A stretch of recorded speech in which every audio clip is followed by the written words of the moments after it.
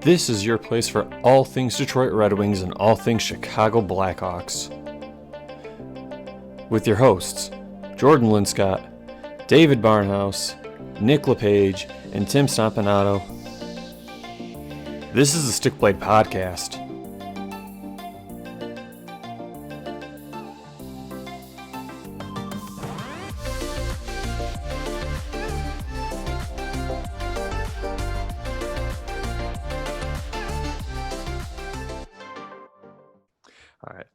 Good evening, ladies and gentlemen, and welcome to another edition of the Stick Blade Podcast. It is your place for all things Detroit Red Wings, all things Chicago Blackhawks, and news around the NHL. Tonight's show is going to be a long one. We had a break last week just due to life stuff, so there's a lot to catch up on this week. And when I say a lot, I mean a lot. We're going to be talking about the Blackhawks sexual assault case. Basically, all the findings got released these past 2 weeks. A lot of fallout from that as well. We're not going to go in depth about all of it because if you want that, you can find, there you can find and read the investigation results yourself. They put them completely online for people to read. But we're just kind of going to talk about, like a quick recap of what happened, what the fallout has ended up being so far.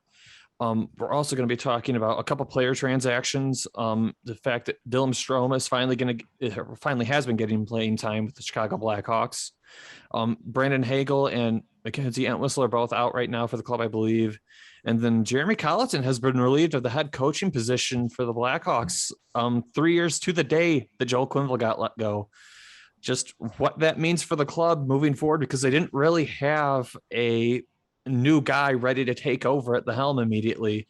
So that's big news for them, really big news for them the past 2 weeks.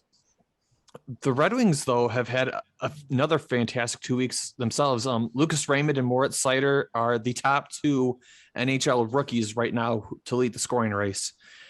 Moritz Seider was named NHL Rookie of the Month. The fact that 4 of the top 5 under 21 players over in the Swedish Hockey League are Red Wings prospects. Joe Veleno gets a call up with the club and gets to play a couple games and gets to take a ride with the Wizard himself. God, what a wonderful story. It's been fun in Wingsland. And then also the biggest piece of league news, probably since the summer, has finally resolved. Jack Eichel has been traded from the Buffalo Sabres to the Vegas Golden Knights. We're going to break down the trade and all of that stuff. Everybody, welcome to the show, though. I'm your host for tonight, Jordan Linscott, and I'm joined by my co-hosts, David Barnhouse, Nick LePage, and Tim Stompanato. Fellas, it's been 2 weeks. Is it only been 2 weeks? Because it feels like 2 years in the sheer amount that has happened in the past 2 weeks. It's been a while. What an unfortunate time to take a couple of weeks off. Right? Yeah. Oh, my God. It's like we missed a whole calendar year. Jordan, with all the great words you were saying about the Wings, I just want to put some perspective on it for me. I usually only buy one sports game a year, and for the last however many years, it's been FIFA. I am so excited about the Red Wings. I'm buying Shell this year. You're buying Shell. Wait for them to fix some of the bugs. Okay. Wait a little bit. That's all I gotta say. It's EA. Those bugs are never getting fixed. Trust me. I'm still waiting for 20 to get fixed. Yeah, Jordan, you were saying how obviously we did have life stuff. I think it's important to note that, like we say it every episode, we're by fans for fans. So, obviously, this is not our everyday job. I know I've had some people ask, where's the episode? Where's the episode? Oh, yeah.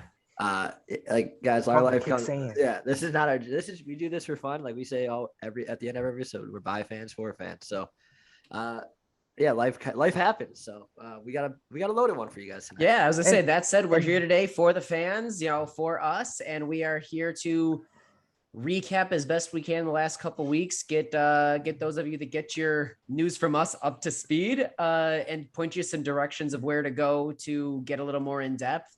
And even if it was our jobs, family stuff, life comes first. Look at Dylan Larkin. Ask Dylan Larkin. That's exactly what Glad he's back, though. Yeah. So I feel like we should kind of just jump into, I think, what's going on with the Hawks, because I think that's going to be a lot of the meat and potatoes for Chicago this week. Yeah, there's no easy way to go about it either, rather than just hitting it head on. Yeah, hitting at the start, literally the day after our last recording dropped. Just starting from there when the whole, the report was released and the fallout from there, because pretty much everything that's happened in the last 2 weeks is a direct correlation one way or another to the start of that rolling forward. So how do you want to take this off, Nick? Jordan, why don't you you're the host. Bring us through, and then we'll throw our thoughts. Yeah, give us the paint the picture of the overview, and then we'll dive in with our personal thoughts and feelings. Okay, so just fair warning for everyone who's listening. This is not it's like a topic that really, if you have like kids watching, you want them to be hearing about. But so I'm just going to kind of break it down. So the Chicago Blackhawks had a player by the name of Kyle Beach in their organization. He was a player who was drafted by the organization. He was playing with, I believe, their Black Ace squad during the 2010 playoff run. Now, what that means is he's potentially in that group of players who might be taking over if something happens to somebody on the main roster. There's an incident where basically he's sexually assaulted by the then, video coach, right? Yep. Their video coach. So he gets sexually assaulted. He goes to Hawks management and they say, okay, we're going to deal with it. He ended up talking to the NHLPA, I believe. Yep. They said, okay, we'll handle it. Nothing happens during the course of, when he says, hey, this happened to me. And from the time that Aldrich was let go from the organization. Now, a couple of things about this. One, at the end of the day, was Aldrich let go from the organization? Yes. But did he also do something that was actually criminal? Also, yes. So there should have been more than just, we're going to fire the guy. He did something legitimately criminal at that point. Now, flash forward a couple of years, Aldrich goes and he has the case with the student in Michigan where he sexually assaults the teenager in Michigan who he was in charge of. He's been criminally charged now for that. But the fact is, the Hawks organization had news and had word of this. It wasn't like this was hush hush. Nobody said anything. Like higher ups at the Hawks organization were told, people who had legit power to do something. They were told they didn't do anything. As far as everything I've read, Stan Bowman knew, the coaching staff knew, like I think Quinville was told, what was it? Why am I blanking now? Is it the president of the organization, John McDonough? Yeah, the Wirtzes didn't know. But the Wirtzes supposedly did not know, according to the investigation. So we're going to assume the investigation was, being completely truthful. But so McDonough knew, like a lot of the higher ups in the Hawks organization knew and did, basically nothing. Let's be fair. One would even argue worse than nothing. They not only did they not do anything, they actively chose to ignore it and put the playoff run above everything else. That's one of the hardest things, I think, as fans. It's no secret the last couple of weeks have been hard to be a Hawks fan. And I think one of the things that we're reconciling with is people that we looked up to and considered heroes of the organization, like a Joel Quinville, who, we believe that the coach looks out for their players, but you say, you don't want this to make waves. This is this is going to be a distraction. We want to focus on the team, yada, yada, yada. Choices were made that actively went against not only the best interests of Kyle Beach, but also the best interests of justice, capital J justice, the very concept of it moving forward. And I think one of the things that I keep hearing, and it relates back to this, we want to make sure that this is a situation where we want to put things in place where this never happens again. Unfortunately, systems were in place. Kyle Beach followed the letter and reported these actions. He, went to people. He made these, he wasn't quiet about it. He didn't live with, he has had to live with it. But at the moment, he went forward and he reported it. And this is one of the things where I am most frustrated. He reported it to the players union and they didn't do anything. They made the active choice to end it there. And that's how this whole ripple effect takes off. Yeah, before we even get into essentially the aftermath of what happened, first things first, obviously, I don't know how to word it. I mean, you feel terrible for Kyle Beach because it was the toughest moment in his life, without a doubt. And maybe when the case went final and things started to finally go in place, it probably was the first time he truly got to smile, laugh. Like he was saying, like it was the first time in a while I got to truly smile. So tremendous courage goes out to Kyle Beach. Obviously, there's no replacing what he had to live with the last 11 years. So it's tough for him. I do want to say Danny Wirtz handled that as best as he could. Agreed. He wasn't with the organization back 11 years ago. I mean, even 2 years ago, I think it was 6 years ago where he officially joined the organization in a small role. But now he's, president of the whole organization. But yeah, I thought he handled that well. I mean, Rocky just let him speak. Yep. It was Danny Wirtz's show, and in such a shitty situation he was brought upon in his first season as president. I thought he said all the right things that he possibly could in this situation. And they're seeking to make things right with Kyle Beach. I know it's all law. They had to they're going back and forth trying to get to a settlement. Right. There's reports of the Hawks wanting to settle, and just with the way they're going around with the notions and everything, it's just all law stuff. But so before the aftermath, I just want to say that because obviously there's a lot more of turmoil that happened after that. Tremendous courage goes out to Beach. I know he's getting a lot of love in the hockey world, and thank God that him and his family maybe finally be able to smile after doing what they did 11 years ago. If anyone hasn't had the opportunity to watch the Kyle Beach interview, I watched it through TSN. Rick West had absolutely phenomenal interview, hard to watch, but important to watch, especially since the Hawks are under fire currently with this specific situation, but the hockey world is really no stranger to this kind of behavior across the board.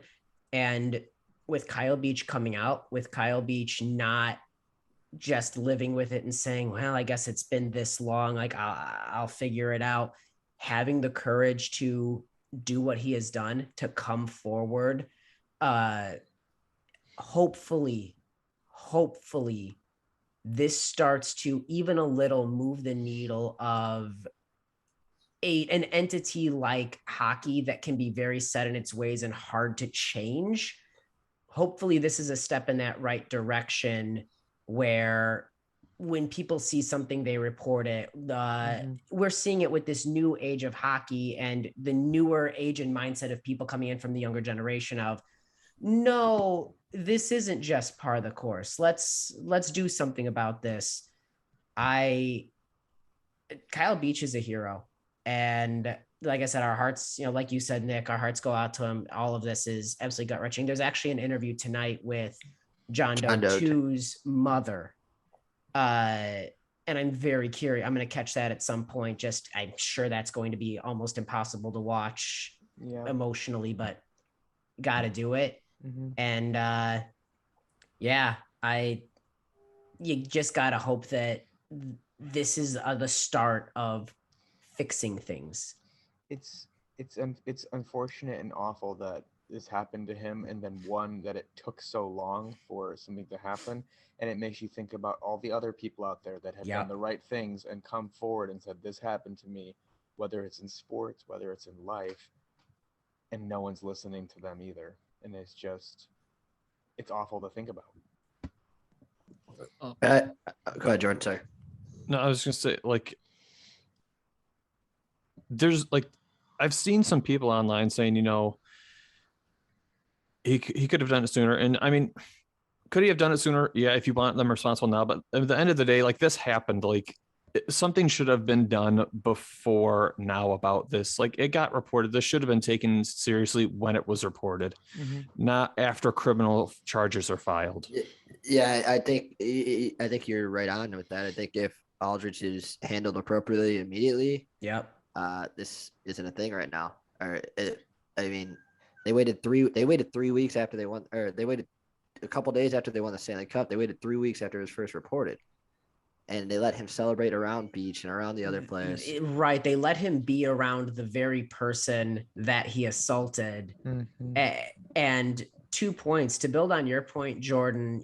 One, it's why sexual assault survivors don't come forward a lot of the time, because things don't have, they do report it and people sweep it under the rug, or worse. Was it the mental skills coach? Who was the one that made him, who basically told him, this is your fault? Like, it's something Gary. Gary. Yeah.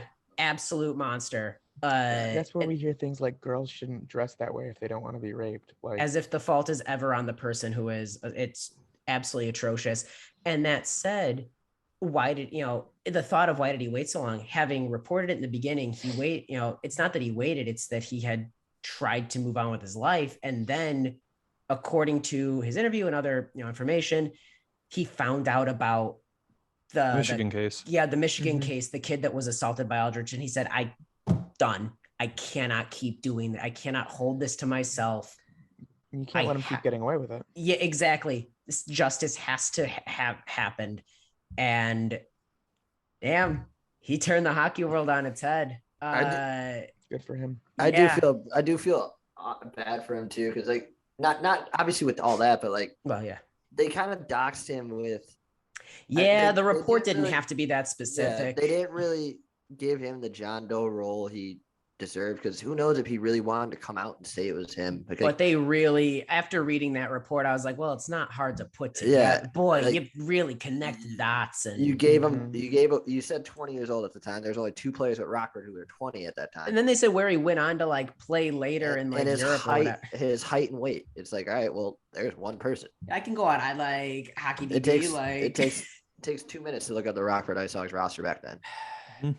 I thought that was careless, but kudos to him for stepping forward. Yeah.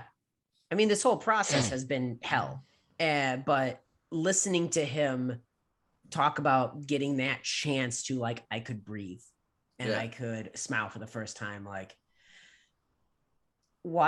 honestly, find the interview, if you want to know more about everything that's happened prior to and leading up to the investigation being released, check out anything from Rick Westhead, Scott Powers, and Mark Lazarus from The Athletic have been really good. Ben Pope with the Sun-Times has been good.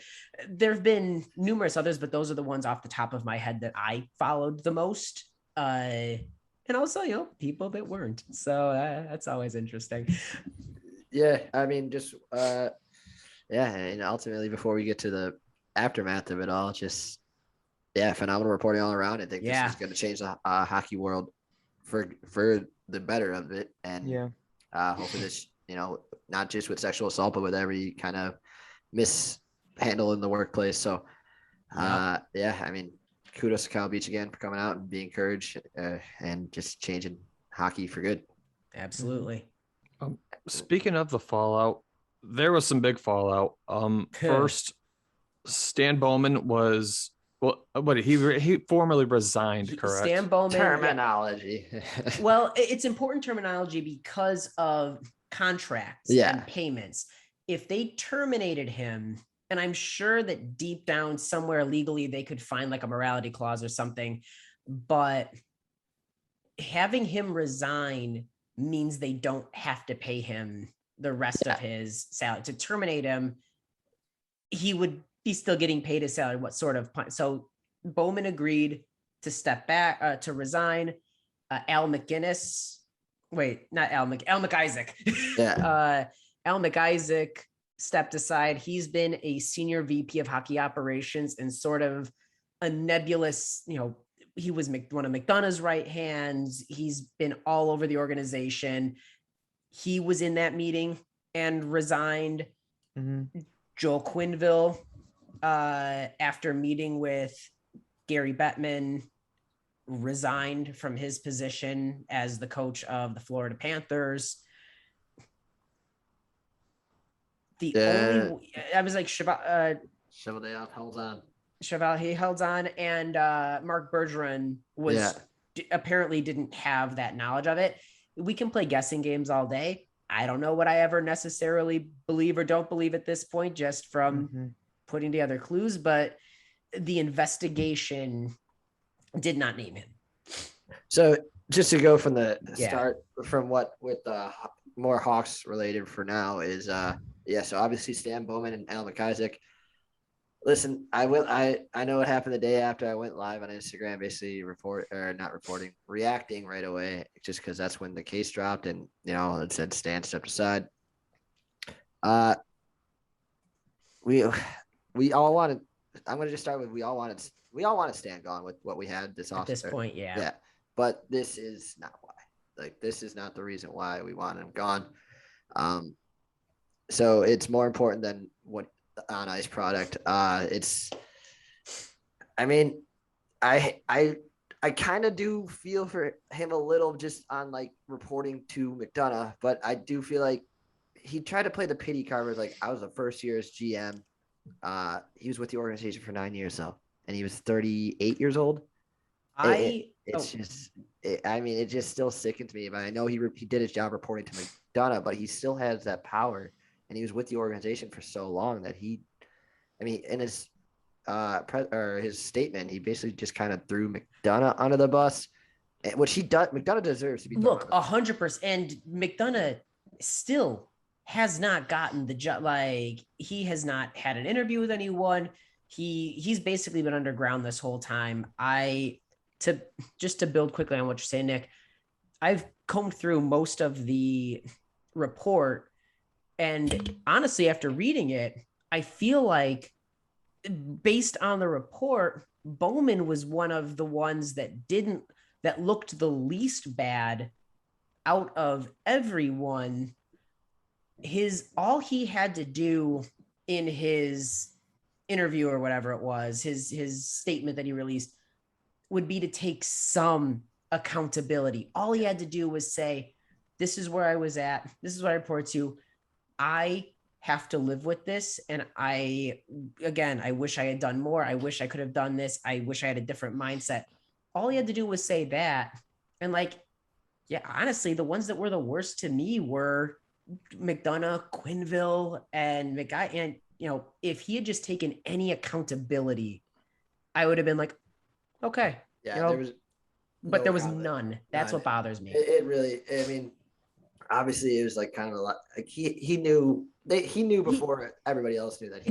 He knew about this. He had time to prepare a true statement. And the fact that he really took no accountability towards it is kind of, rightfully so. Like I said, McDonough deserves to be thrown on the bus. 100%.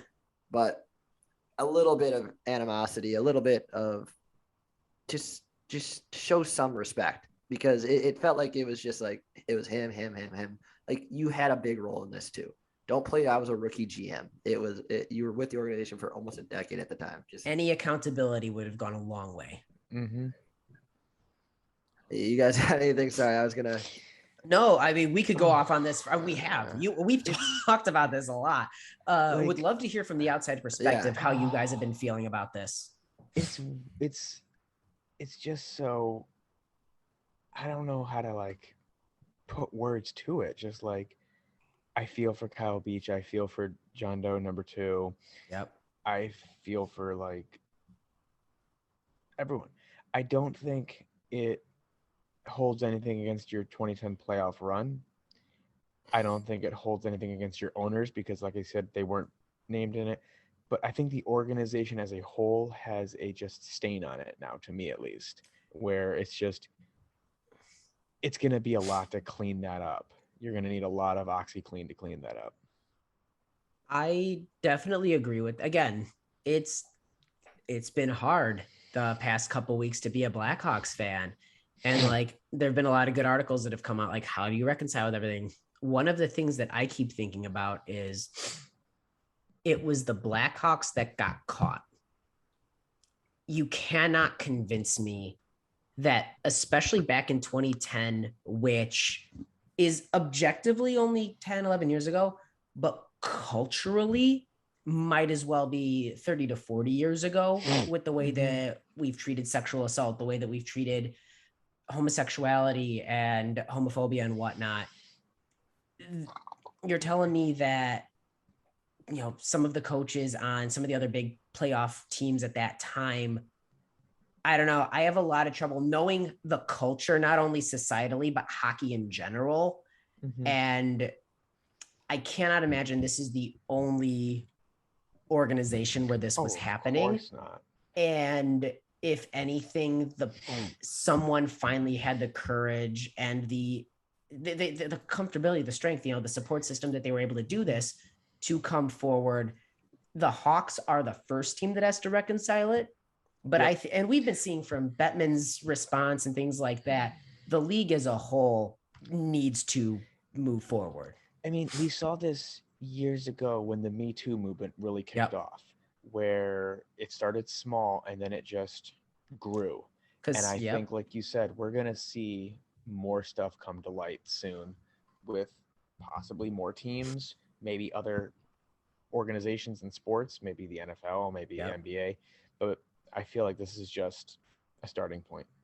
I think that somebody like Kyle Beach who comes out and there's this response that things actually, again, a lot of it goes to the remarkable journalism that did not let this fade away. But the fact that he was able to come out and there are, at least right now, changes being, there's a pressure and there's forces and things could happen. It empowers somebody else sitting at home that says, you know what? I don't have to live with this anymore. I should come out too and keep this from happening again. Dan Carcillo has been a big one. Theo Fleury has been a big one, talking about the abuse that he suffered in junior and whatnot. We are seeing that more and more. These ain't one-offs. There's a culture that allowed this and it was comfortable enough that this could happen. And again, it's hard with the Hawks right now. You're right. There's a bit of a stain on the organization right now, but to me, it's much more of an indictment of the NHL as a whole. Before we even get to, I still want to cover with Quenneville and everything. Yeah, please. Yeah. Before we even get to that, obviously, the next day, Quenneville wasn't fired yet, so basically just going in order of everything. Yeah. Kane, who was currently on COVID protocol at the time, and Taze, where they reached out to Blackhawks PR saying they wanted to speak. And God, do they wish they didn't speak that night. That was hard. Yeah. So what I do want to say about that is I had in my notes from the night, I listened to the interviews, and I get the hate. I get the hate towards 100%. them. I get it. But what I wrote down is Taze and Kane, they can believe Bowman is a good man. Like they have all that right to. I'm sure Stan Bowman treated them well. I mean, Kane lived with Bowman his rookie year. Yep. And he's the guy that paid him millions of dollars. He was their superstar. They were his superstars. I mean, they got probably whatever they wanted with Stan, and probably treated he probably treated Kane and Taze with the most respect, obviously, with 3 cups under their belt. Yeah. So what she's done for them and portrayed towards them is different than this situation. But with that being said, they felt tone deaf to everything going on. Obviously, the report, Kyle Beach's interview, came out during or right before the Blackhawks game. So they hadn't seen, right before the game. I think just all in all, though, so yeah, like Taze didn't get to watch that. Kane probably didn't get to watch that. I think all in all, though, that what they said, they could believe what they said. It's just it wasn't a good timing for that. It wasn't a time to come out and publicly show respect towards Stan Bowman. Like, they didn't have to shit on him. They just could have said something simple, like where you were thinking of Kyle Beach. I know Kane said that. I know people got mad because he said if, kind of one of those probably filler words. Up until that day, they had to say if because they're what. Yeah. So I get the hate towards them. I don't think it should. I don't think it was meant out of ill will. It was just kind of like in the spur of the moment, and they just toned deaf to the situation because Stan Bowman was around them for so long, and they were his guys, and it was just kind of just ignorance to a certain situation, and one of those accidentals. And I want Yeah, I want to build on that a little bit too. I almost don't even know.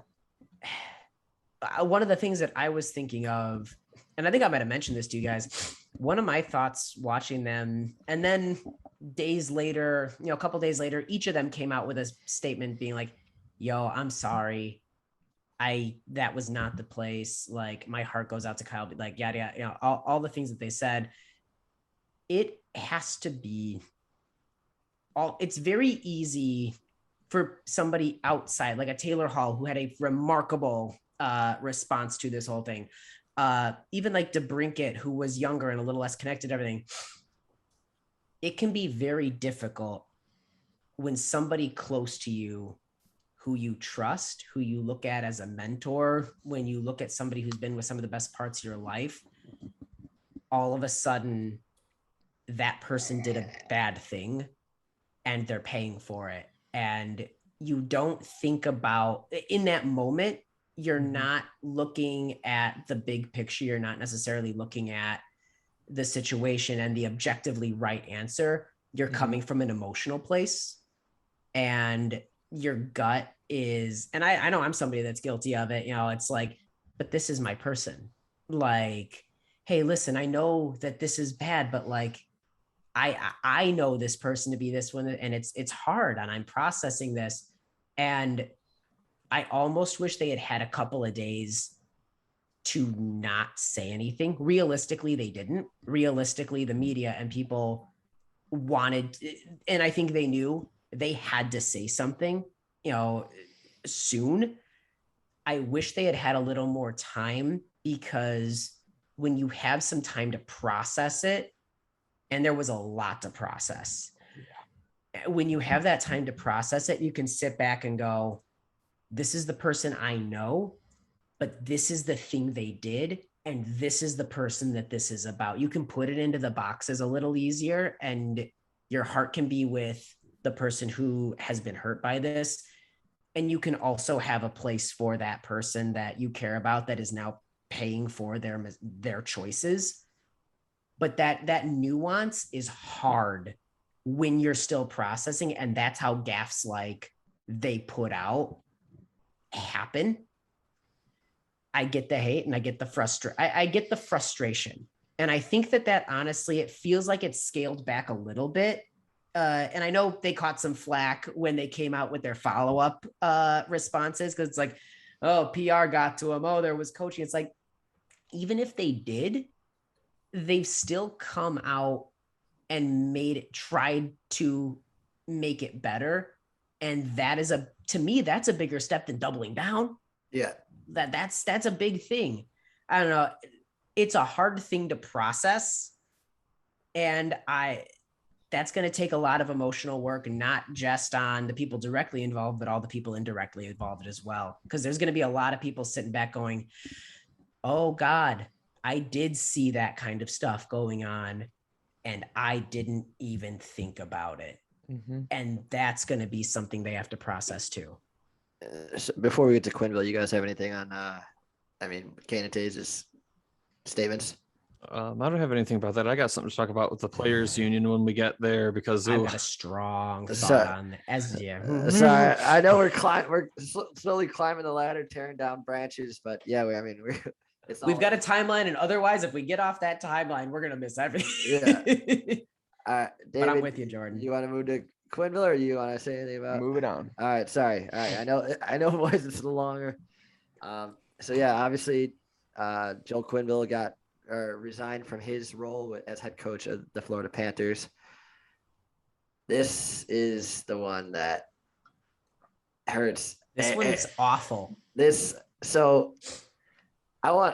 think Quenneville could have saved everything if he didn't lie about. If he would have, when he was first brought right. If he didn't lie and say this is the first time that he is hearing about this, and it sucks, because you look at obviously it's way more than hockey right now, but still, you look at what he had going on in Florida, had it made. Killing it, and then he just lying about a situation like this. It just, tarnishes his legacy. I mean, that's the word that's been the word that keeps crossing my mind is his legacy's tarnished. Sure. I mean, Totally. I can't look at him the same. I mean, yeah, he brought some of my best memories. Like he brought some of my best sports memories, a big part of it. But looking back at it in hindsight now, it's just like you're not a great human being. And it sucks to say that about someone who brought you so many good memories, but the fact that he lied about it when he could have, if he would have just came clean this summer, his job he might still be coaching. Like your job as a coach is to not only develop your team and players, but to take care of your players. Yeah. Like mentally, physically, emotionally, you're supposed to help them work them out. Like with Larkin, we don't know what's going on with what happened with Larkin, but Blashill and Yzerman just basically said he's taking some time. It's personal reasons. Like they're on his side. This to me is a guy that put himself before his players and his team. And as you said, he could have told the truth, came clean, said everything, and he lied. And that just makes it even worse in my eyes. That's where I'm at, because the actual situation itself, he made a terrible decision, but it goes back to my theories on hockey culture. I don't think he would have been the only coach that made that call. The we over I and that team, we can't have any distractions right now, we'll deal with this, that was such an ingrained concept that a lot of people got hurt in that concept that I hope we are shifting away from. And I think we are a little bit, but the fact that he lied, man, you knew there was an again, I can't even pretend to know what somebody was thinking because it's hard to even be in the head of making that choice, but it just, you risk everything for what? You had so many options to make things even slightly right. And you could have had, it's tough for me to even wrap my head around that. It's like, this wouldn't have affected the two other, like there are so many other things that you could have just done the right thing at any step. And it would have been okay. It would have been dealt with, but to just repeatedly ignore or deny or lie, I don't know. That's really, for someone I looked at like Coach Q that I have just absolutely idolized and adored for years. That's a reckoning. Yeah, it's like one of those never get to don't know meet your heroes. Yeah, don't get to know your heroes because they could be some dark people. This guy won you 3 cups, and it's tarnished. It's tarnished. Completely. And he might have been a great guy every other choice in his life. I don't know, but in this moment where it really mattered, one moment can define you. He failed. He failed and made the active wrong choice repeatedly. Yep. It's sick. It sucks. Yep. That's where I'm at. And I can't even feel bad for him. I don't. I honestly don't. That's what I mean. I don't at all. He had a chance to make things right. Like even back in 2010 when he screwed that up, he could have looked at it and been like, I could have done something. I could have done more. Here's where I was. Here's where I am now, and came clean about everything. And people would have been like, people would have still been pissed at him, of course. Like, but you would have seen growth. Yes, there's no growth. It's just the same crap. If he had come out today, or if he had come out at the time of the investigation and all that and said, you know what, in 20, at the time, this is where I was at. Now that I have a second chance to make things right, I'm not going to make that mistake again. This is what's important. But winning kind of is everything to him. Yeah, he's said so many quotes of that, and it ain't just. I was gonna mention that. I mean, Mark Lazarus had a great story. He said Joel Quenneville always used to say, "Winning. Nobody loves winning more than me. Nobody loves winning more than me. I will do anything to win." We've seen that. Yeah, clearly there is no boundaries to that. At what cost? Yeah. It sucks because again, it's like one of those years that it's like you mean absolutely nothing now, and again, just another legacy tarnish in Chicago. You'd always compare to the Ditkas to Joe Madden. It was like the Chicago sports or Mount Rushmore. Phil coaches. Jackson. Yeah, Phil Jackson. Yep. Yeah, that's all gone. I mean, there's Yeah. nobody feels sorry. Nobody even has respect for him anymore. And there's no Joe Quenneville night at the United Center anymore. He could have saved that. I doubt he coaches again in the NHL. I think he retires. I think he's done. He could have easily saved that if he just would have came clean. Like, look at Taze even said this summer, or not even this summer, recently. He's like, I knew about it the offseason. I knew about it at training camp after. I mean, yeah, he received some backlash for it, but he's still like, he's not. I thought Taze, after the processing of it, he's been very clear of like, and again, I know the concepts of like, oh, he should have, you're telling me you didn't know everything. He probably knew rumors, but again, 2010, homophobic taunting and stuff like that. That flew at the time. That was not uncommon in any, certainly let alone a hockey locker room. Hell, 6 years ago. Yeah. We are making such remarkable strides, and it feels like, it's only 10 years ago, but again, culturally, we are making huge strides in that time, where hopefully sometime soon, in my hope that, by the time I've got kids in there playing hockey, if somebody says a homophobic slur to somebody on the ice, the whole team stops and goes, what is that? Why are you, what's the matter with you?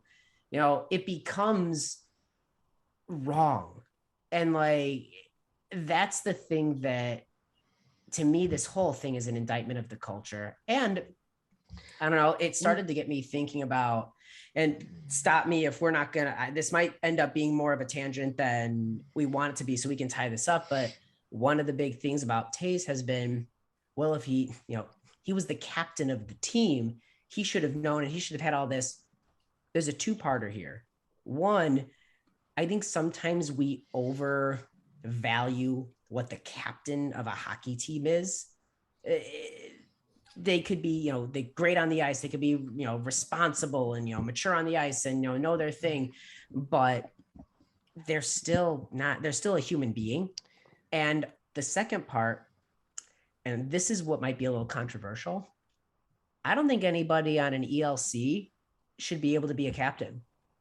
I honestly don't. I think that you might be the best hockey player in the world. You might be responsible and serious, but you don't have the life experience. You don't have the time throughout the NHL. You don't have that time working through, whether it's the minors or a locker room day to day. You haven't seen enough to be the captain and the true representative of a team, no matter how good your intentions. I think that should be reserved at the very least for people, at least on their second contract. Yeah. To go to your point about how people are saying he's captain, he should have done more. He's a player too. He's just yep. He's a player. He's a captain of a team that plays on the ice. That stuff is all upper management level. Like we going back to Quenneville, like he could have, if he just would have admitted it this summer, he'd been fine. He'd been off, like, because the people above him could have handled that. So yeah, I think also a good point with too young to know what life is at that time. That's a hard responsibility to put on even like a Sidney Crosby or a McDavid or a Taze. I don't think that's fair or realistic to put them in that position. You talked earlier, and it made me think of something from another sport, Tim, about like, you hope we get to a time where like the teams will stop playing. We've seen that happen recently in soccer. Like, I think it was last year in the Champions League. I think PSG and a Turkish team stopped playing. I remember this. The players walked off the field and never returned because I think there was a match official being accused of using insulting language about a black coach. Yep. So I think I remember this. F this, and they all left. That's it. I mean, that's the dream, right? That we're not going to tolerate this anymore. And certainly we don't, not only do we not want it to be the mainstream, the norm, it has to be that outlier that is so jarring to hear that it stops where you are. Yep. And then just to move on to really the last guy that involved, this one's going to be quicker because really nothing happened to him. So weird. Kevin Cheveldayoff, who was assistant GM at the time, apparently wasn't high enough in power, I guess, even though Stan Bowen often praised Kevin Cheveldayoff for the role he played with the Blackhawks organization. So it's Kevin Cheveldayoff. Don't know him. He's the GM of the Winnipeg Jets. I thought there'd be more fallout. Obviously, when I went live, I said there's going to be stuff happening with him. After Gary Bettman's review, he didn't have a significant enough role to be a big part into this, even though he was in those meetings. He was part of it. He was inside that one meeting. He's the assistant GM. That's what I don't understand. And Bowman always praised him for what he did for the team and how he was his right-hand man. Go. My only thought with this is that they drew a line and said, this is the level that is going to be responsible, and we are going to, prosecute, or not prosecute, but punish. We have, sooner or later it was going to trickle down. It's like, how far down does this go? They drew a line and they said, this, coach, GM, this upper management tier is who we are going to hold accountable. And anyone below that, you're on notice, but we've capped it. That's the only thing that makes any sense to me, because like you said, Cheveldayoff was a part of all of this. And it even extends to Marc Bergeron, where you had to know something, but I just think they drew an arbitrary line. But even with the stuff with Akeem Lou going on, that absolutely riles me up to no end. I know this is off topic, but I mean, it's kind of not. Yeah, it relates, because obviously Cheveldayoff was part of this, and Lou recently doubled down. Another story came out where, God bless him, yeah, he met with Cheveldayoff after the Rockford incident, where Bill Peters was calling him racist names, reported Cheveldayoff. Cheveldayoff said nothing. There's a story Lou went to Kevin Cheveldayoff, said, "Hey, what can I do to contribute to this team? I want to I want to have a role here. What happened in Rockford stays in Rockford. And so what can I do, Chevy?" And Chevy said, "Nothing. We have no plans for you," and just shot him down. So that just kind of shows the person that Chevy is. And then just one last thing to kind of just wrap this all up. Recently it was reported, I think 5 days ago, by Rick Westhead. Pisses me off to say this, but the fact that this was brought to the NHL and Blackhawks attention in December of 2020, this whole case was brought to them, and Blackhawks and NHL shut it down. They said there's no really anything, there's nothing to this. This could be dropped. And, and then we had to wait another 6 months for this to actually come to light, and the hits just keep rolling. So it sucks. This could have happened sooner. I mean, obviously with Bowman, a lot could have changed, because he could have been put on leave. The team. So many things could have happened. It's just everything was handled just completely wrong since it was first reported. But that said, I think it goes to show how important journalism is, because we have no reason to believe that they didn't figure this is going to, there's nothing here. We're not going to pursue it. It's not a thing. And without the couple of journalists that were really driving this, we would never have heard about 90% of it, and it would have gotten blown over. And who knows how many other cases they get where they're like, there's no merit here, toss it out. They've got an army of lawyers. So much of this is legal battle, and okay, what ethics out the window. What do we legally have responsibility for? Can we terminate this? And that's the game they play. A lot of this is on remarkable journalism to keep it alive and make sure that the people knew. And once it was out there, questions started getting asked, and it started getting drived, and now we're here. Jordan, I know you want to bring up the NHLPA, so why don't you take us away? All right, so there's a lot wrong with how the situation was handled. I get from the Blackhawks organization how, I'm not excusing their behavior. I want to make that clear.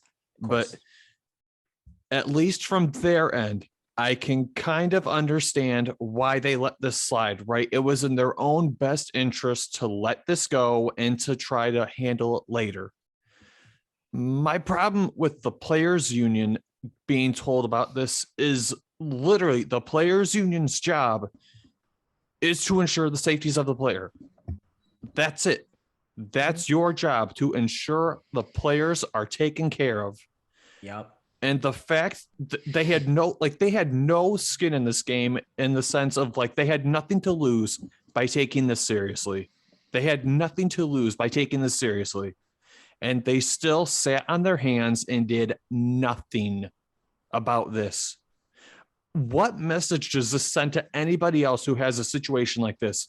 The NHLPA basically, by handling it like this, is telling the players, we don't care about you.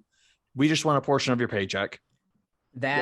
I mean, it's well done. I'm very pro-labor, pro-union, labor advocate. That's one of the reasons that's who I am. This hit me worse than again, the Hawks, the NHL, they're businesses at the end of the day. They are corporate entities. And this is certainly not the first case of a corporate entity not having their employees' best interests at heart. Color me shocked. However, not only did the NHL Players Union not have skin in the game of like, this isn't going to hurt us, it is not only a moral obligation, but their literal existence's obligation to protect and represent their people. The union is the shield for the worker to protect against the corporate entity.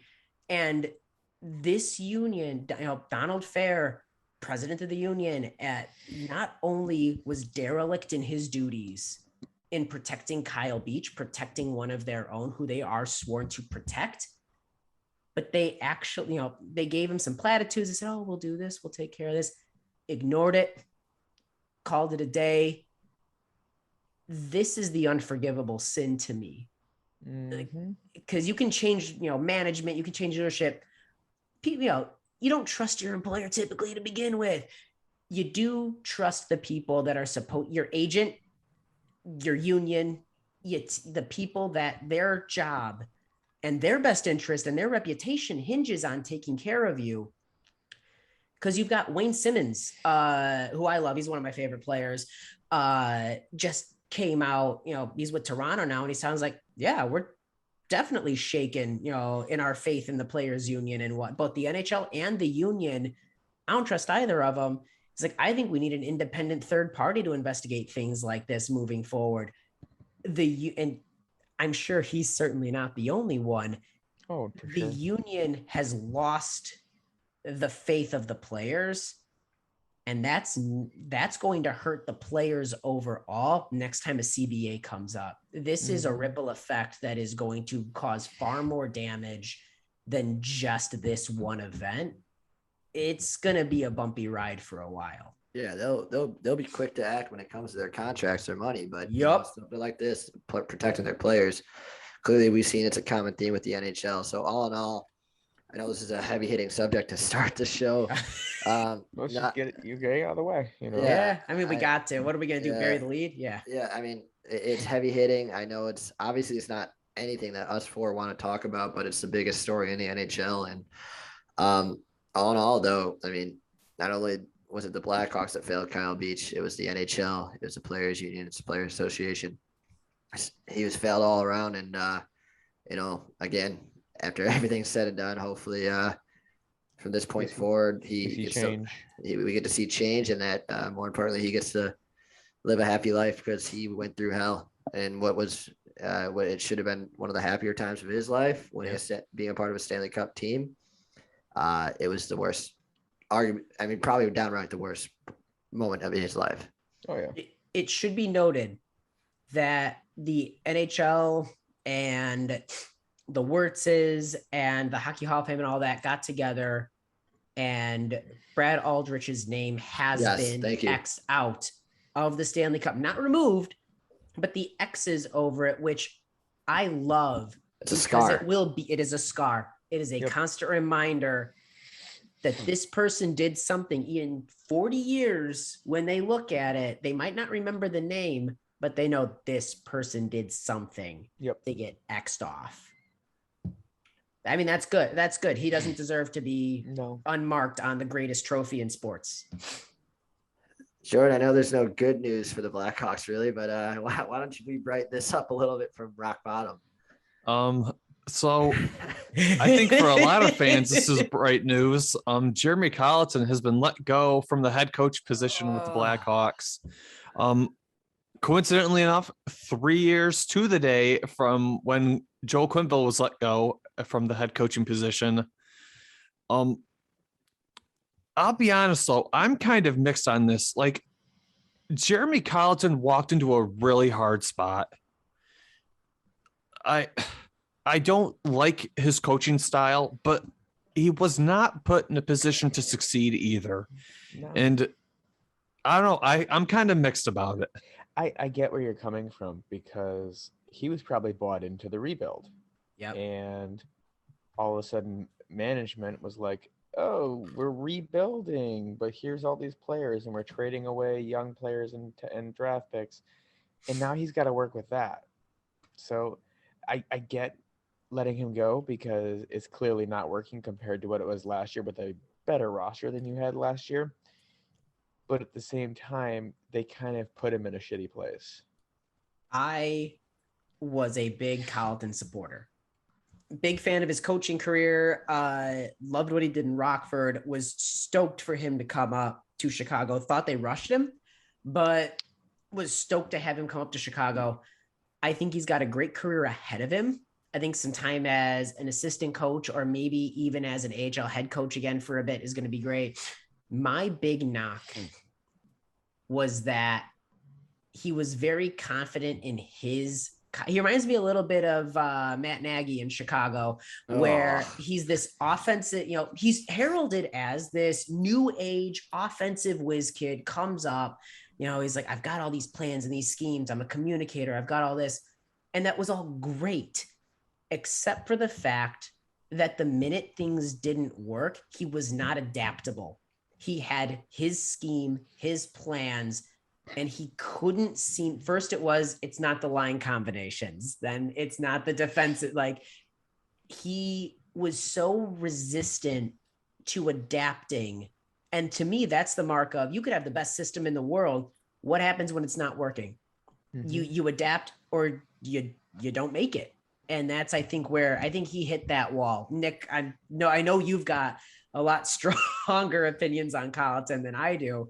I loved his communication style. But I think the thing that I go back to this past week was, Kyle Davidson, the new GM, talking about, I agreed with the message. I agreed with his messaging, but the messaging was not translating to performance. And there were correctable mistakes that weren't being corrected. And I had to make a call. And I love that because we are in a winning business. And I don't care how good your style is. If it's not working, adapt or go. Yeah, no, I think that Davidson quote was really spot on. I think I was going to mention that. He was praised about being this great communicator. He was great in the locker room, but it didn't transition onto the ice. A lot of people love to say stuff about his system. I also think his system is flawed. It was the right timing. It should have been done sooner. I think after the Stan was never going to do it. Yeah, that's the thing. I mean, like we said, this is all a ripple effect after everything. I think DeBrincat said it came to surprise to him when it was announced. It also, even though the on-ice performance wasn't showing that, or was showing that it was warranted, it also came to a surprise to me because when Stan, I didn't think they were going to give Kyle Davidson the power because he's interim. I didn't either. Yeah, so I'm glad that they showed some faith in Davidson. Like, hey, you make a call. Like, we don't want to punt on this season. And he's like, all right, we got to get rid of this guy. So Colliton, I know I was still hard on him during the years where we weren't supposed to be good anyways. But last year you had changed your tune on him. Yeah. I gave him credit where it was due. He did deserve some credit last year. Yep, I agree. But when you have this kind of roster on paper and you have the talent that you do, and like, hey, let's see if you could go win some hockey games with this kind of talent. And it didn't transition to the ice. I mean, you're down most of your games to start this year. You're down early. You're down early right away. And that just shows he really never, like the players, as much as players won't say it, he lost the locker room a bit because that team did not come out ready to play. And to go along with it, I mean, obviously interim, Derek King was named interim head coach.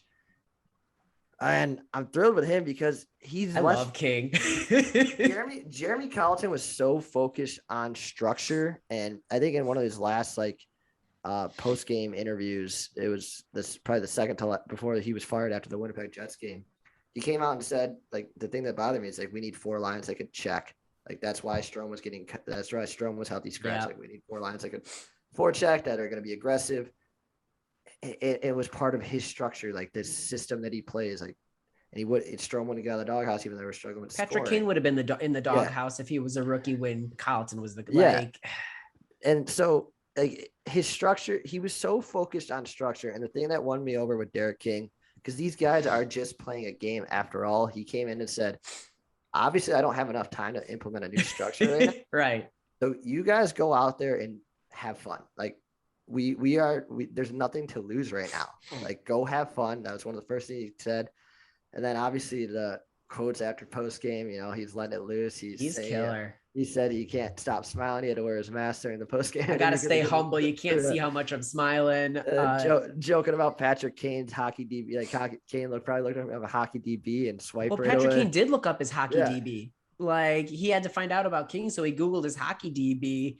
And it was like, oh, wow, he's had some good years, actually. Yeah. So, I mean, it's a nice change this team needs. Like, they need, like, Colliton, like I said, he was so focused on sure. Yeah, he was so focused on structure and nailing this. Like, hey, you got to nail this perfect. Rather than, boys, go relax, go play the game that you know, and, like, go be you. As much as Matt Nagy says, and I absolutely hate it, be you out there. And clearly we'll get into it in the recap segment, but they did. They played relaxed and they won a hockey game. I like some of the media has been talking about he's a unique breath of fresh air too, because Quenneville always had that like steely-eyed, ask me a question. Go ahead and ask it. We'll see what happens. And then you had Colliton, who was this very buttoned up, very, of course we've got this. It's almost like this detached, never emotion.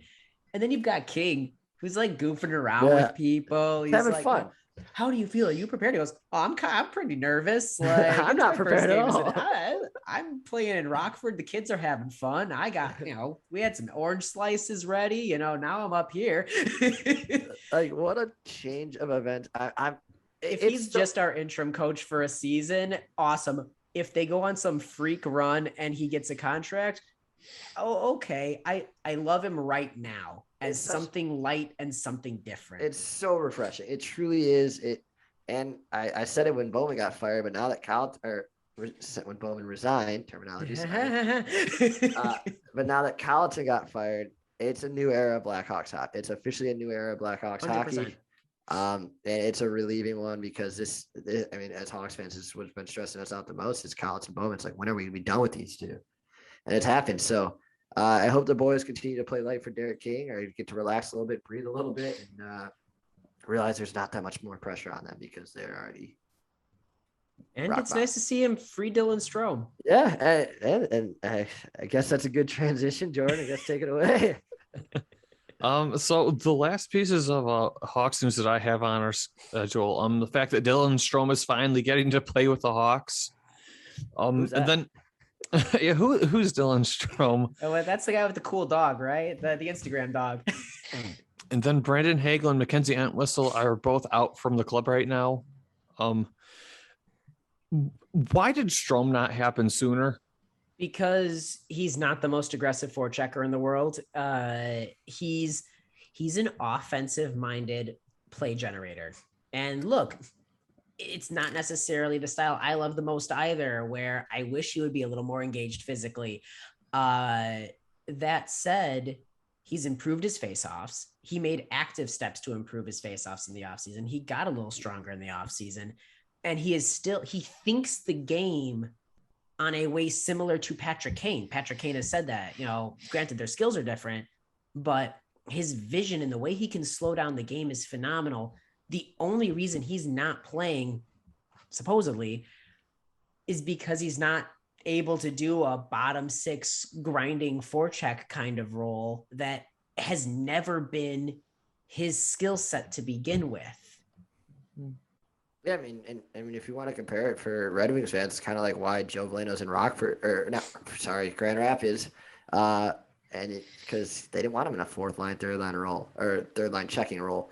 Now I think with Derek King coming in, Colliton, like I said, Colliton was so focused on this 4 lines checking. We need 4 lines checking. Get the fuck out of here with that. Dylan Strome, come in, be this offensive guy. Light it up. Yep.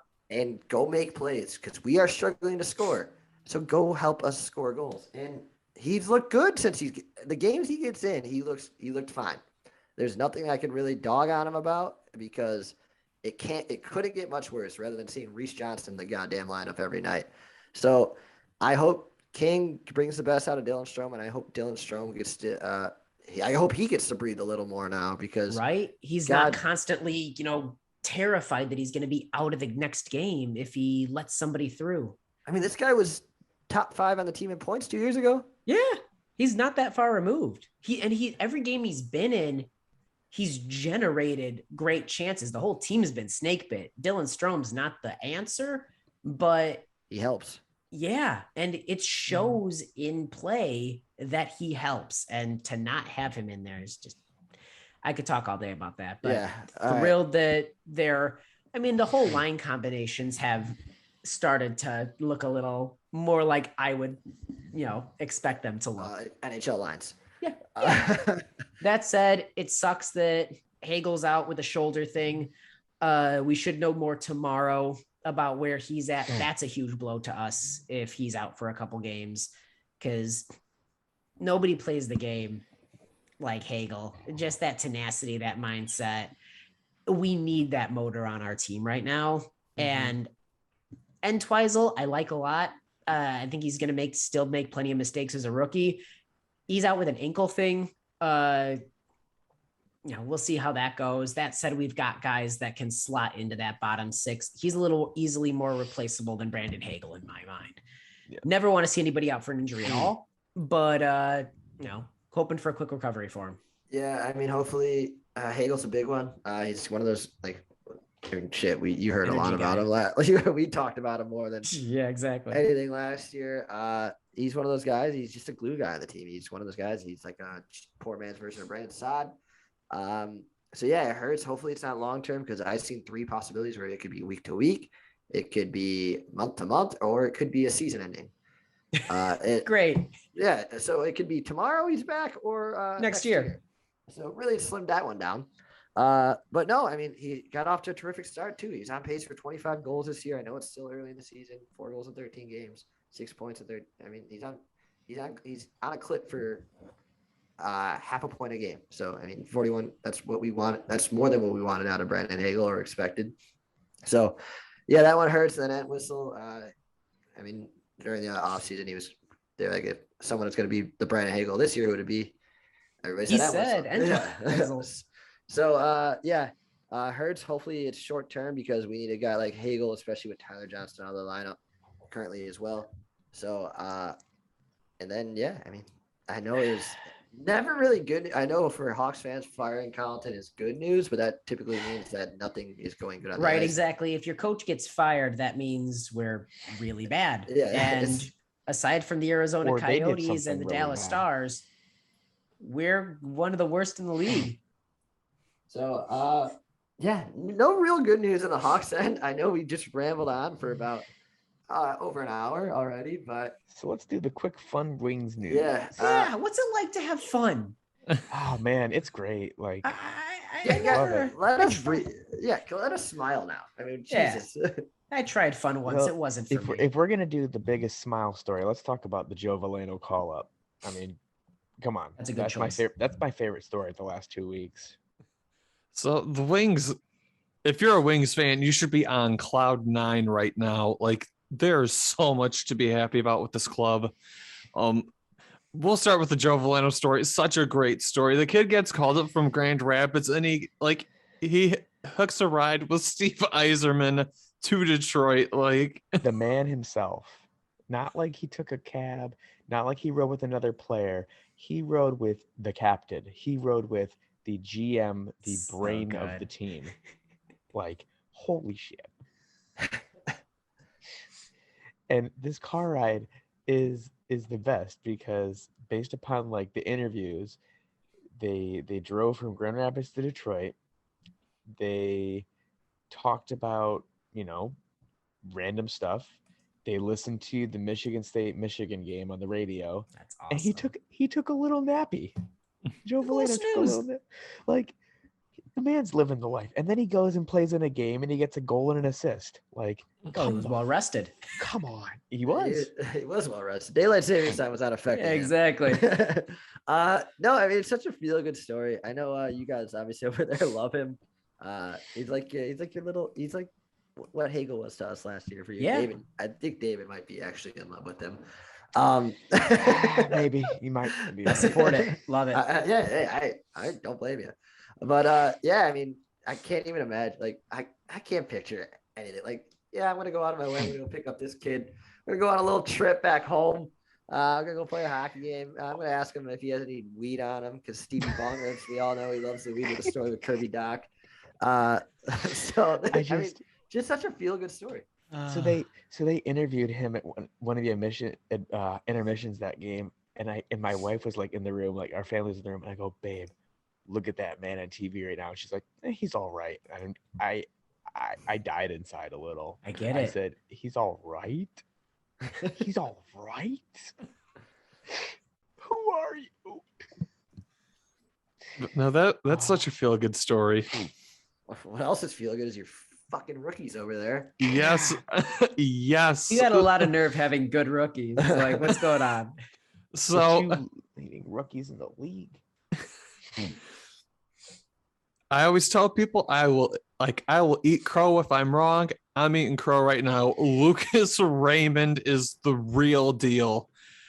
Him and Moritz Seider have 24 points already this season. They're number 1 and number 2 in the scoring race.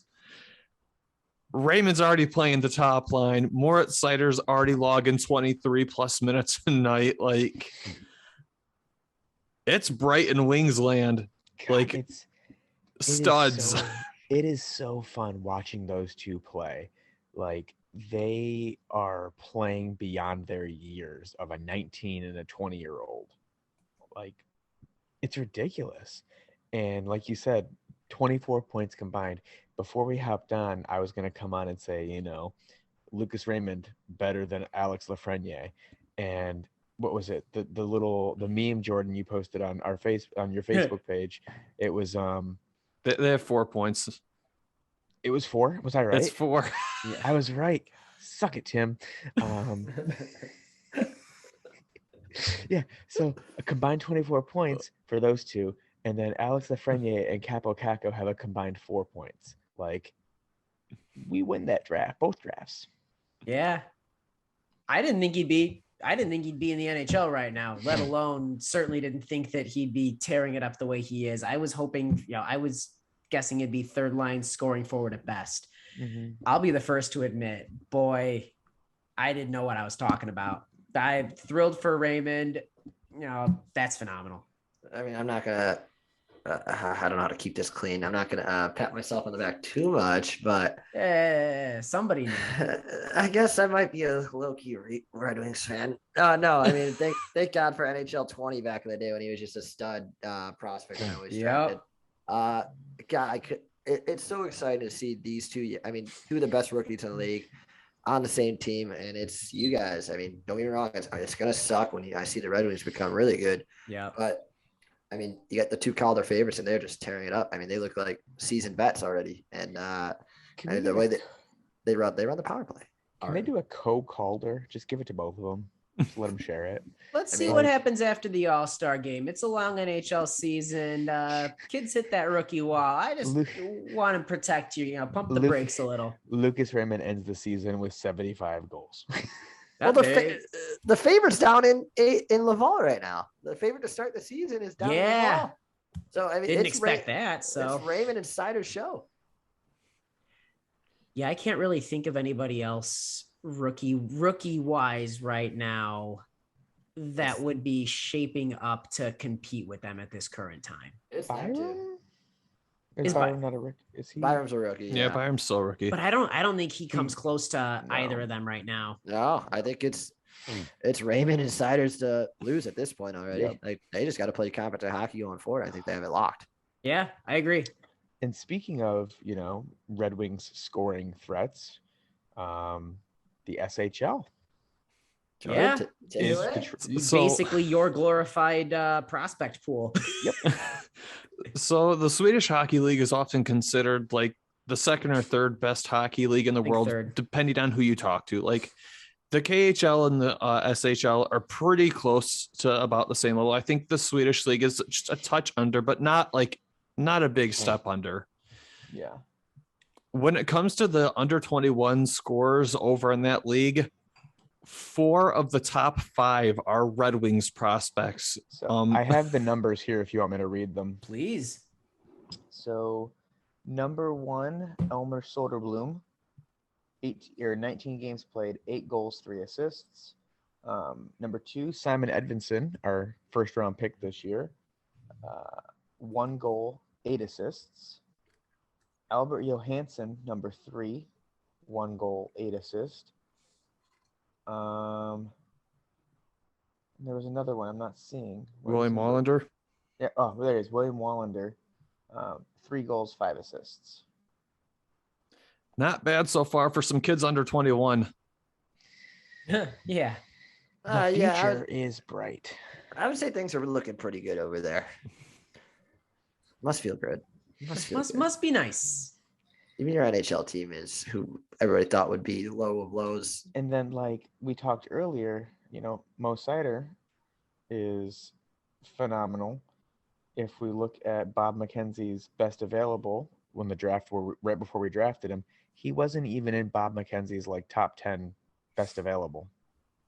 Is Stevie Y just going to be commissioner of the SHL soon enough? Because he basically Might as well be. He owns the league. He does.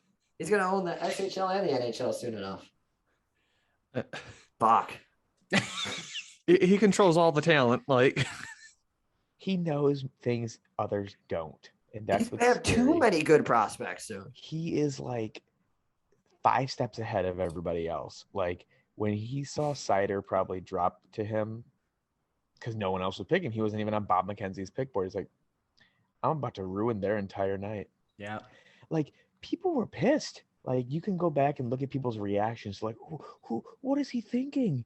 Look at all these people that were available. And even I was like, I don't know who this kid is. He's not even on this list. But I trust Stevie.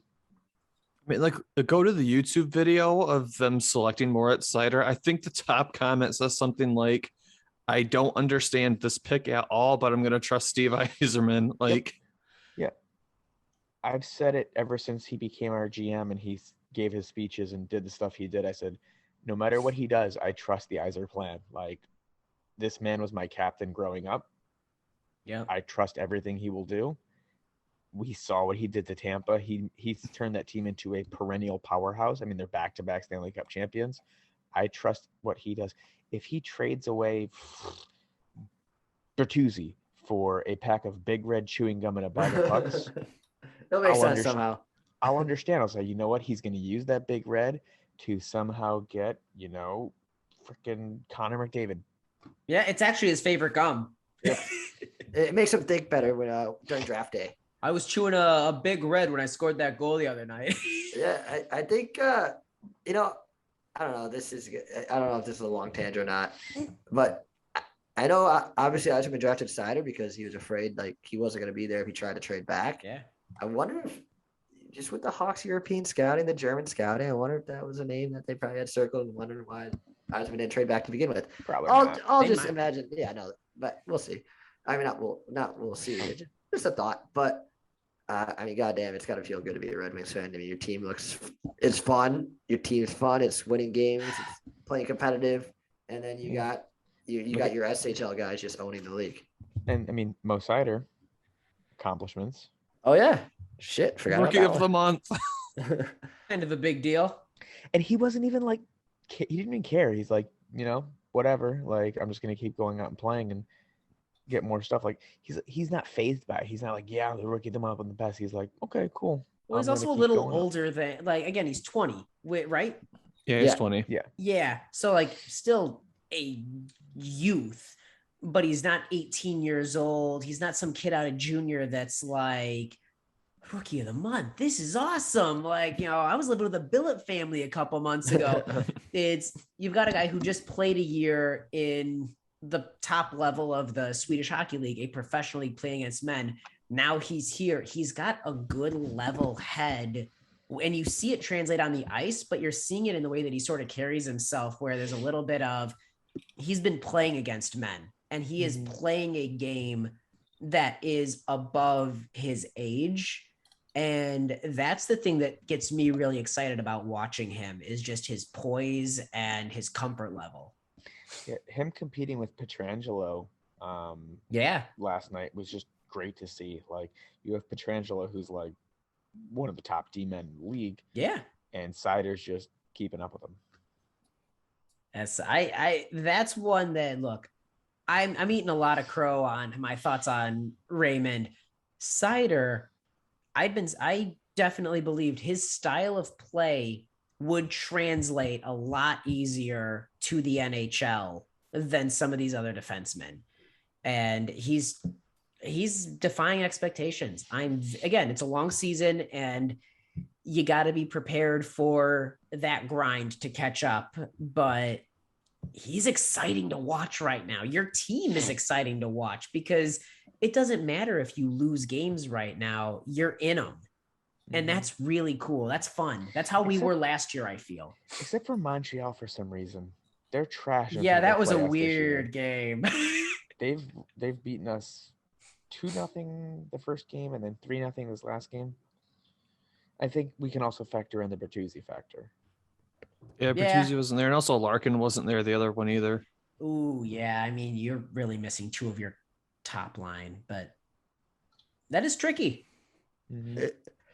I mean, still though, what an accomplishment, rookie of the month for October for Moritz Seider, and it's especially big with that it's a defenseman, because usually, obviously, rookie defensemen come in the NHL and struggle a little bit. Not Mo Seider. He looks like a seasoned vet out there, and God, you guys are. Who would have thought that you guys would have more smiles on your faces this season than us? So, trade you Moritz Seider for Seth Jones. I'm kidding. Seth Jones is actually doing a really solid job, honestly, despite all the critiques. I think he leads the NHL in defense, or in assists for defensemen or something like that right now. I think points is a D-man. Yeah. Good on him. He's getting a lot of crap. We'll still do the trade. Yeah. Listen, I'd still like that. A 20-year-old defenseman for absolutely. You got my big red chewing gum? That's the kicker. That's too much. We're saving it for McDavid. But that's it pretty much for everything that I have from the Hawks and Wings actual news, because it's been 2 weeks. We're not going to do like a 2-week flashback, just basically like a quick recap really quick. For anybody who's not familiar, though, the flashbacks segment, we basically look at the week that was and just sort of break down the week. And then the flash, where we do the same thing except for the week coming up. So it's been 2 weeks, so we're not going to go through every single game, but just we're going to sort of recap the 2 weeks as a whole. Overall, I think the Wings looked pretty decent these last 2 weeks. Like, the Canadiens, they got blanked 3-0. The Boston Bruins, you have to expect that loss, right? Like, yep. Patrice Bergeron just came out of nowhere. I can't say came out of nowhere, but just took that game over. The Sabres, they win in overtime, which the Sabres have been surprisingly, the Sabres have been surprisingly hot this game or this season. And then down 3-1 with 5.5 minutes left. And then they beat Vegas 5-2. Like, Vegas, they have a couple injuries, but there's still a good core of that team there. Like, Detroit's been in the games that they've lost for the most part this whole season. I mean, the Canadians, they got blanked, yeah, but Boston, we weren't really in it, but that's to be expected. yeah, like the Bruins are still the Bruins. They still have a bunch of their great players. Yeah, exactly. But overall, like, I'm not mad about the way that these past 2 weeks went. We won 2 games. You played against a real cup contender team, and yeah, you got blown out, but that's going to happen. The Wings are still rebuilding. Right. I mean, the Blackhawks, though. Episode. October 25th was the last time we recorded. Oh, so I didn't get to rub in the fact that I said we were going to beat the Capitals. We beat the Capitals. I don't want to rob you of that, please, by all means. Oh, y'all didn't believe me when I said that Capital team was going to get beat. Get We them. beat them. Although tonight they were on TV, and I'm an idiot. I've lived here how many years? I did not notice until tonight that the Capitol building is in their logo. Oh yeah, their old version. No, Okay. The new logo. Oh shit! Now I gotta look. And now Anyway, yeah, not relevant. It's we'll look that up later. yeah, not a bad couple of weeks for the Wings. Like, Certainly not. they've hung with a couple of really decent teams, and they only really got beat hard by a team who everyone expects to be a contender in the Boston Bruins. So you know what? Not bad. Yeah. The Blackhawks. So you guys, We've won a hockey. We won a hockey game. We did. We won a whole hockey game. we I mean, we've won 2 hockey games total. We won 200 times more than last 200 multiplied games than last month, which was 0. So anything times 0 is 0. But yeah, you get the point. They've won 2 hockey games. And Derek King undefeated. There was a point in November where we were undefeated in November. It was a couple days because it was 1 game, but we won. Your new coach is a 100% winning record. How do you beat that? Lock this guy up. Yeah, I mean, if you want me to do a quick rundown, just I'm going to keep it quick. I'm not going to go into detail. Do you want to do a rundown of? Here we go. Ottawa, notably in that game, Patrick Kane had 4 points and a hat trick. After coming back from COVID protocol. First game back, exciting. It was awesome to see Kane back, and basically had to like force his way into the lineup. Said, I'm not sitting out. Carolina lost to that, kept it close, but Carolina, we were leading going into the third. We had led the whole game, and we were leading going into the third, and we blew it. I skipped a week. Sorry. Lost against Toronto, 3-2 in overtime. Oh, we're doing that? Okay, let's do it. Yeah, lost in Carolina, 3-6. Lost in St. Louis, probably the most confident the team looked before their first win. Yeah. 1-0. Then finally the win at Ottawa, like I said, hat trick Kane. Patrick Kane. Then lost to Carolina, lost to Winnipeg. And then Jeremy Colliton got fired because of that shit start, and then win against Nashville. So 2 wins in 1, 2, 3, 4, 5, 6, 7 games. How do you like that? That's better than the start of the year. So all in all, victories. Victories. That was last season. Yeah, exactly. So all in all, still absolute dog shit. Things aren't good. This is dog shit. Things are on the up and up. So I mean, like you said, it's been a 2-week hiatus. We're not going to go into detail of every single game because we've already spent a lot of time talking about the Hawks today. I mean, and they don't deserve to be talked about until they actually. Maybe if they win tomorrow, a 2-game winning streak, maybe the Hawks might be back. But so rough 2 weeks again. New coach Derek King, 1-0. The King era is officially started. So I guess player of the weeks, Hawks fans for sticking through it. Yeah, we're the player of the week this week. Patrick Kane, hat trick. There you go. I'll go with Seth Jones. Yes, man. David, who is the Wings player of the weeks? I mean, I could go with the obviouses of, a Lucas Raymond or a Tyler Bertuzzi, but I'm going to go with Joe Veleno because he got to go on a card of Steve Yzerman. He's the real winner here. He's the real MVP. And he scored a goal in his call-up. That's cool. So I'm going Joe Veleno just because, not everybody gets to take a car ride with Steve Yzerman. I got to go with Moritz Seider. He's looked every part. Yeah. The top pair defense and the wings are looking for him to be. The blue line keep-ins have been so good when they're on the power play with him. And he just seems to make the right decision all the time. Like, I can't sing this kid's praises enough. Yeah. I forget what game it was this season, but he made a mistake that led to a breakaway. You're talking about the Line goal in preseason? There was a game where he led to a breakaway, but it was saved. And he, grabbed the iPad or whatever they have in the bench and looked at it and was just, pissed at himself.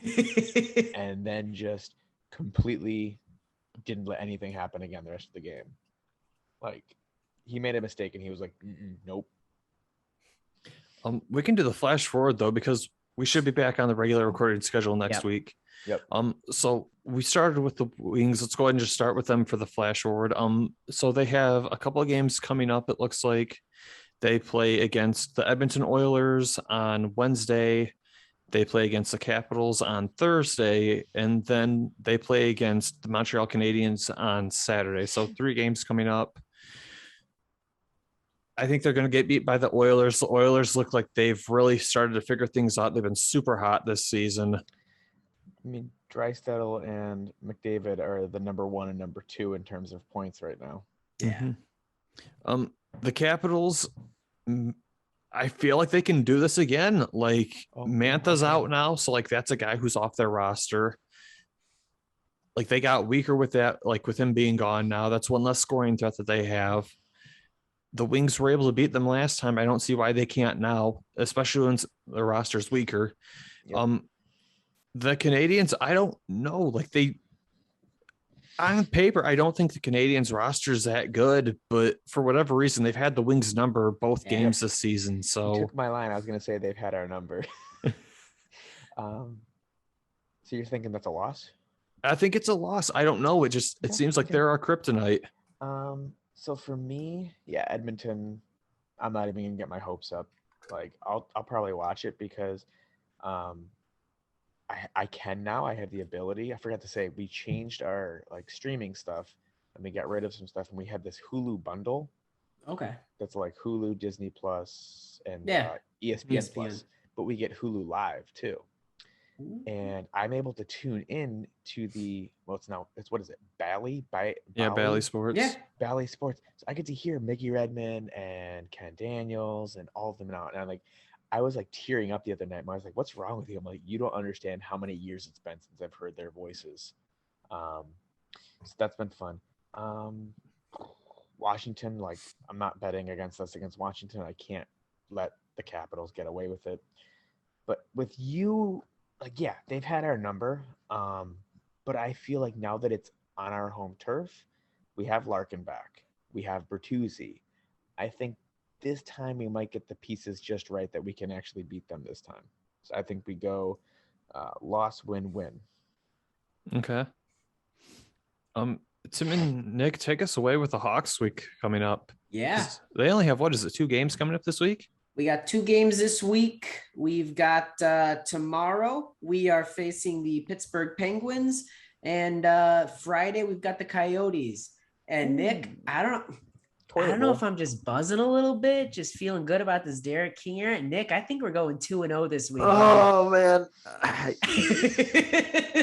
We're doing it. Fuck it. I've been negative enough. 2-0 week.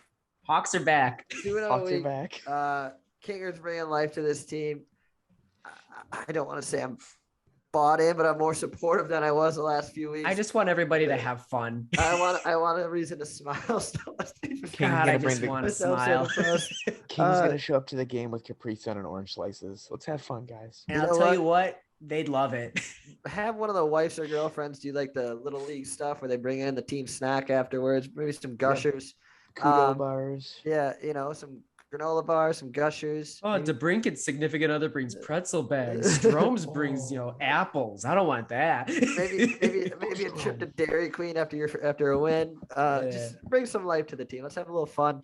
I do have a gripe. Great. Not with the Hawks, with the fucking NHL. Sorry. Well, go ahead. Yeah, I'm great with the NHL. Friday's game against Arizona. I get it. It's two dog shit teams right now. Two awful teams. Oh yeah. The only two ways you can watch it is on ESPN Plus or I got through Hulu. that. But NHL did all this shit to make it more public, to reach a better audience, a bigger audience, to expand their target audience, and you're putting it behind a fucking paywall. This is my critique time and time again of the NHL. I think it's asinine that someone who's just a casual fan or even somebody that doesn't watch hockey can't be flipping through and stumble on it. They've made it borderline inaccessible to stumble onto a Hawks game where someone could just sit down and be like, all right, I'll watch this.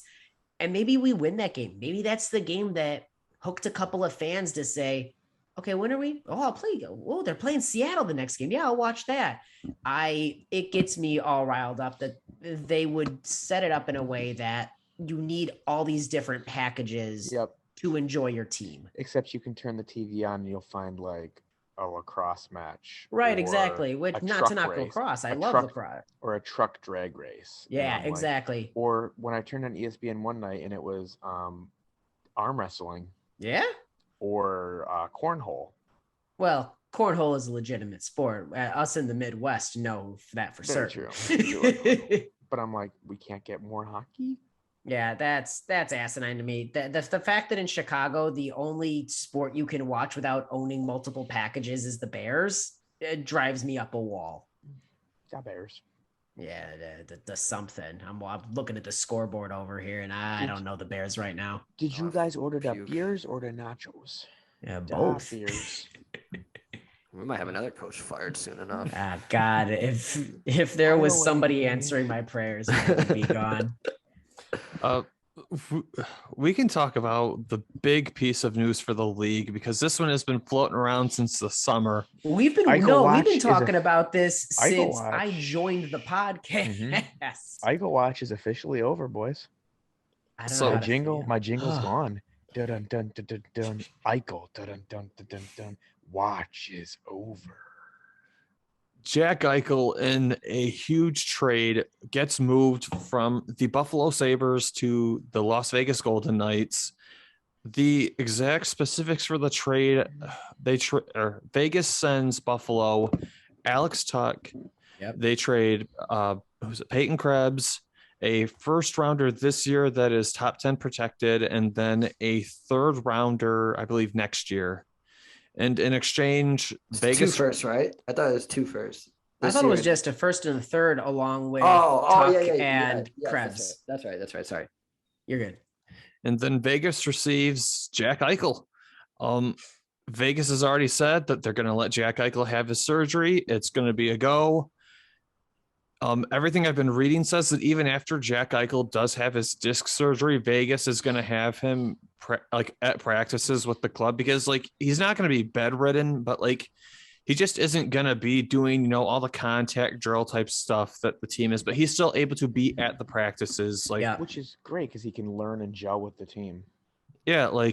He can start learning their systems. He can start learning how their plays like to set up, what they like to do on a power play or a penalty kill, because he should be playing those situations if he's going to be floating, $10 million a year. I mean, as long as this surgery pans out well, I think this might be what Vegas needs to maybe move over that hump and really win a championship. Mm-hmm. I think it's too early to say who wins this trade because we don't know what the Eichel we're going to get after this surgery is. For one, sure, he could come back 100%. Maybe he doesn't. Tuck's a good player. Very good player. But we've seen good players struggle in Buffalo before. And who knows if they can develop Krebs. Nope, they can't. They can't develop a piece of trash that's on I agree. fire. I think that, yes, Vegas keeps selling the future, and it will come back to bite them. But if Eichel even comes back 75% the player that he is still the best center. I love Wild Bill Karlsson. I'm a big fan of William Karlsson. but being able to bump him down the lineup where he has thrived as a 1C, but you put him as a 2 or 3C and you put Eichel at that top, that's the best team that realistically Vegas has had. And it gives them the best chance to go deep now. Yeah. I mean, thank God the saga's over. I'm so happy for Eichel, who really wins. Yeah. No, yeah. I mean, if there's the biggest winner in this, it's Jack Eichel. I mean, he gets to finally get a surgery that he wanted and go through life without having a pain in his neck. Imagine that every single day of your life. So I'm glad Vegas has made this happen. I know there was rumors about a Calgary trade. I think that was all negotiating through the public eye. That way they could get what they want out of Vegas. The fact that Buffalo, how do you get Vegas? How do you agree upon a trade for Vegas to have a top 10 protected pick in the only year that they're really struggling? Like Jack Eichel was the number 2 overall pick, only behind Connor McDavid. The value was like realistically, I mean, what were you going to get for broken Eichel? Like, and a guy that you knew was never going to play for you again. Their leverage, I would say they should be impressed by that they got what they got. I think Vegas clearly wanted him. I think they could have held out a couple more days, and Vegas was like, all right. I think Calgary scared Vegas into being more aggressive, and I think Krebs was really the tipping point that Buffalo said, all right, we're doing this. I think it's a good return for Buffalo. I truly do. I like the return on paper. Obviously, again, we can't really judge until probably a couple years down the road where we see what Eichel does after surgery and what the Tuck and Krebs do. But I do like Tuck. I think he's a good player. I think in a more important role, a higher role in top 6. I think he could show his skill set a little more. Mm-hmm. Krebs is a very touted he's a highly touted prospect. Big physical forward. I think I kind of like joked on when I seen the tweet, said Krebs is going to be reporting to Rochester. No rush to bring him up. Yeah, no shit. Nobody wants to be in Buffalo right now. Yeah, exactly. So, yeah. He's probably asking to go to Rochester. Yeah, he's like, no, can I? I'll play the AHL for Vegas. Just have me on loan over here. I got a chance to win here. So yeah, I mean, all in all, thank God this trade's over. I'm so goddamn annoyed with the Vegas Golden Knights. They were so cool for 1 year, and now they just do everything so cool. They get all these great players, and they make it look. I wish the Hawks could just. Dude, that announcement was the coolest thing ever. Yeah, the Jack of. Oh my God. The Jack of the deck of cards. It was Jack. And, yeah, it looks so good. Vegas really knows how to do their graphics and stuff like that. I give them a lot of credit. So. Oh, thank God this is over. I mean, it's the biggest trade we've seen in a long time. Biggest superstar probably traded since, I don't know. Who's the last big, like Subban at the time? Subban was a pretty big one. Yeah, for Shea Weber. That was a massive trade. It's probably the biggest trade since then. I mean, maybe Matt Duchene? Duchene at the time, yeah. I mean, would you consider the Nolan Patrick trade? He was the 2nd overall pick. Yeah, but he doesn't. Yeah, but he wasn't panning out. Like, he's not Jack Eichel. I mean, Taylor Hall was struggling that year. Like, this is the biggest trade in a long time.